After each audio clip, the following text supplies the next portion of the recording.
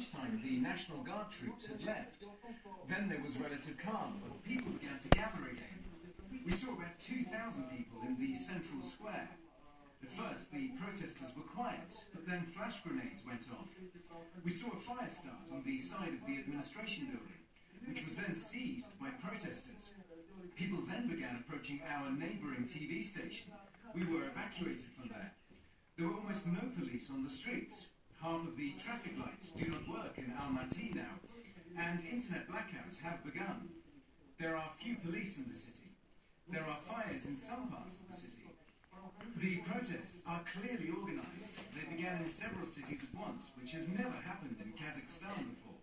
Definitely organized. To the protesters, there are demands for social and political change, about 10 demands. It's difficult to say who's behind them, but the organisation of the protests is very clear. So as we mentioned, the Kazakh president is vowing a very tough security response. Kassym-Jomart Tokayev described the protesters as hooligans who pose a threat to national security. Earlier, I discussed the situation with our correspondent, Ilya Petrenko.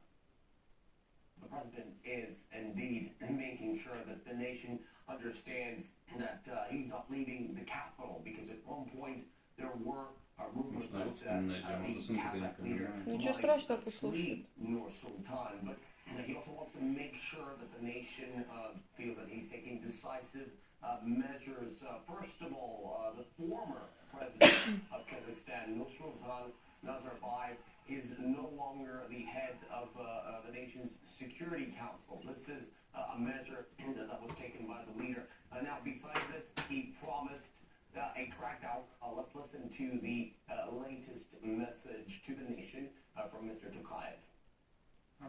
It's notable that the hooligans are highly organized. This shows carefully planned actions from colluders motivated by money.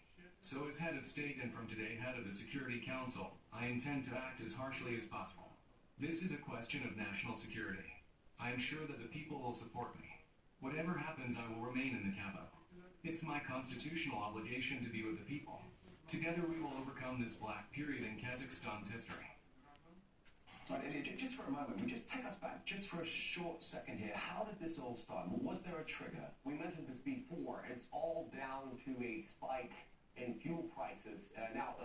This country is heavily dependent on the oil and gas industry, in particular the cities in the west of the country near the Caspian Sea. And Kazakhstan, I can tell you that this is a country that's considered the most stable among the post-Soviet republics of Central Asia. Only once before, 10 years ago, in the city of Zhanaozen, there was a big protest which led to dozens of deaths. But apart from that, it had been relatively calm, and now this. So this spike in fuel prices, apparently this led to other issues being unearthed.